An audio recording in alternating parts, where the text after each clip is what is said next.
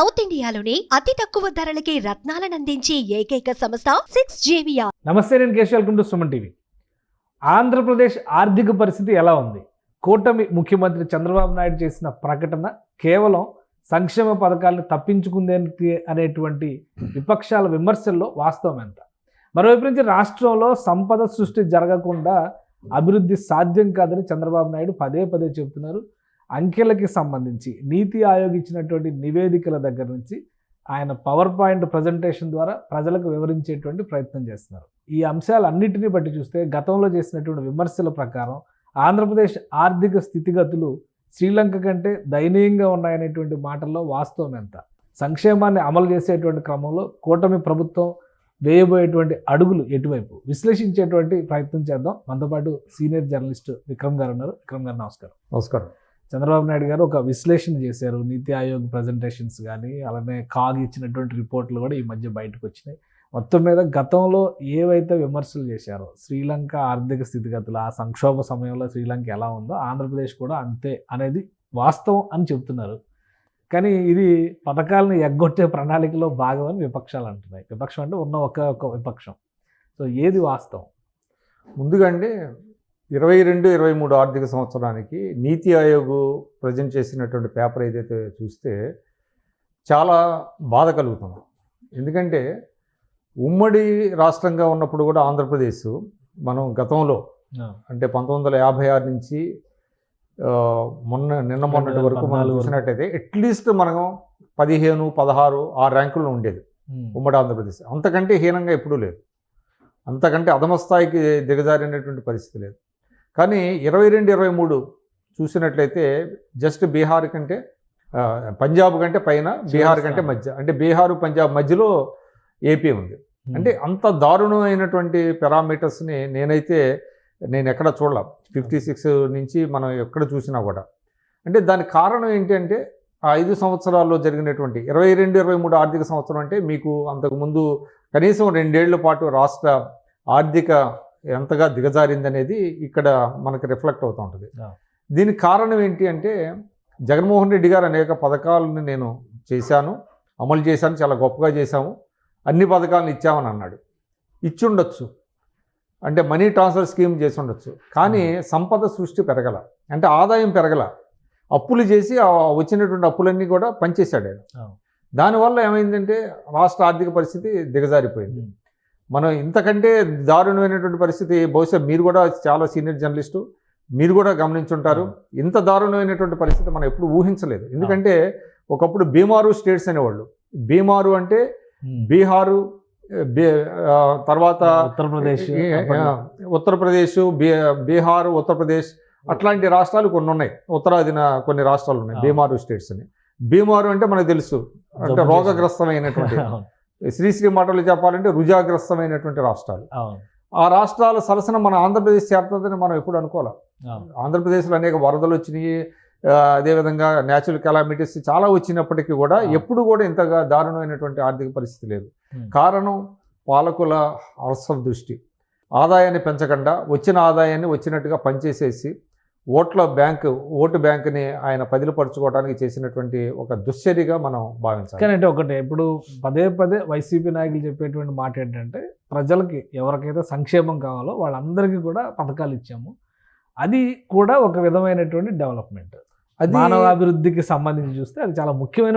అది జగన్మోహన్ రెడ్డి గారు చెప్పేది కాదండి. అంటే ఆర్థిక శాస్త్రవేత్తలు తర్వాత కాలంలో గతంలో ఏంటంటే plan expenditure, non plan expenditure అని ఉండేది.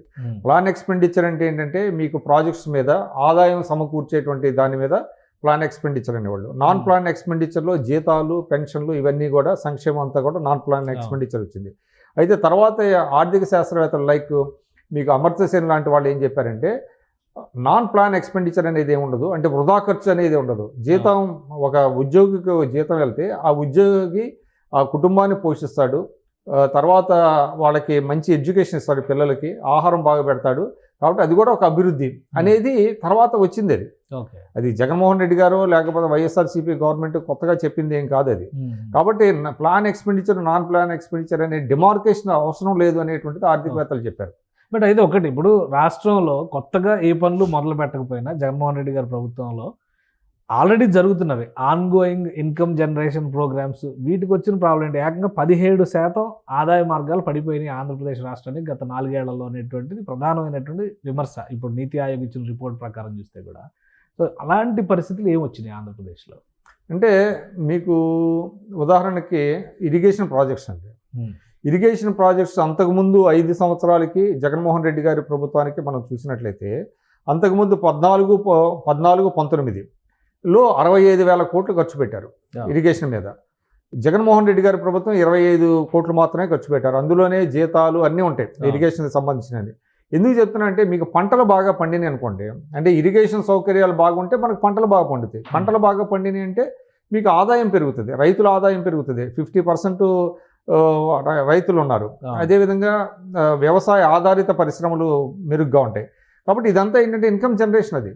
కాబట్టి మీకు ఎక్కడైతే ఆదాయం వస్తుందో ఆదాయం వచ్చేటువంటి రంగాల మీద మీరు ఖర్చు పెట్టకపోతే ఏమవుద్ది? ఆదాయం ఆటోమేటిక్గా పడిపోద్ది కదా. మీకు వ్యవసాయంలో చూడండి, వ్యవసాయంలో అంటే నీటి పారుదల రంగంలో 65,000 కోట్లు గతంలో ఖర్చు పెడితే ఇంకా ఎక్కువ ఖర్చు పెట్టాలి. ఎందుకంటే మీకు పోను ఏమవుతుంది, ఇంకా మీకు ఇది వస్తుంది కదా, దాన్ని ఏమంటారు, ప్రతి సంవత్సరం వచ్చేటప్పుడు ద్రవ్యోల్బణం యాడ్ చేసుకోవాలి మీరు. అంటే గతంలో 100 రూపాయలు గత సంవత్సరం పెడితే అట్లీస్ట్ ఒక 5% పెరగాలి ద్రవ్యోల్బణాన్ని లెక్కలో తీసుకుంటే. కానీ అది తగ్గిపోయింది. అది తగ్గిపోవడం వల్ల ఏమైంది, మీకు వ్యవసాయ ఉత్పత్తులు పడిపోయినాయి, ఉత్పాదకత పెరిగింది, రైతుల ఆదాయం పెరిగింది, రైతుల ఆత్మహత్యలు పెరిగినాయి. సో ఇదంతా కూడా మీకు మరి పడిపోయినట్టే కదా. అట్లాగే వివిధ రంగాలు, అన్ని రంగాల్లో కూడా ఖర్చు తగ్గిపోయింది. అంటే మీకు ఏమంటారు, క్యాపిటల్ ఎక్స్పెండిచర్ తగ్గిపోయింది. మీకు ఎప్పుడైతే క్యాపిటల్ ఎక్స్పెండిచర్ తగ్గిపోయిందో, క్యాపిటల్ ఎక్స్పెండిచర్ తగ్గిపోవడం వల్ల ఆదాయం పడిపోద్ది. ఆదాయం రాకపోతే ఏమవుతుంది, మీకు చూడండి, మీకు ఎన్నిసార్లు ఎందుకు అప్పులు చేయాల్సి వచ్చింది? పోనీ చేసిన అప్పుల్ని కూడా కనీసం దాన్ని ఉత్పాదక రంగం మీద ఖర్చు పెట్టారంటే అది కూడా లేదు, దాన్ని కూడా పనిచేశారు. ప్రజలు ఇంకోటి అండి, అంటే మీరు ఇందాక మనకు క్వశ్చన్ వేసాం, అంటే ప్రజలకు ఇచ్చే డబ్బులు కూడా అవుతుందని. కానీ ప్రజలకు నిజంగానే దానికి ఖర్చు పెట్టారంటే మీకు మద్యం ఆదాయం బాగా పెరిగిపోయింది, విచ్చలవిడిగా గంజాయి పెరిగింది. అంటే వచ్చే ఆదాయం దేని మీద వెళ్తుంది, దేని మీద ఖర్చు పెడుతుంది పబ్లిక్? ఎందుకు రెండింతలైంది మద్యం ఆదాయం? మద్యం ఎవరు ఖర్చు పెడుతున్నారు, మద్యానికి ఎవరు బానిసలు అవుతున్నారు అంటే మధ్య తరగతి, దిగువ మధ్య తరగతి ప్రజలే. సో వాళ్ళకు వచ్చినటువంటి ఆదాయాన్ని దీనికి మళ్లించారు వాళ్ళు.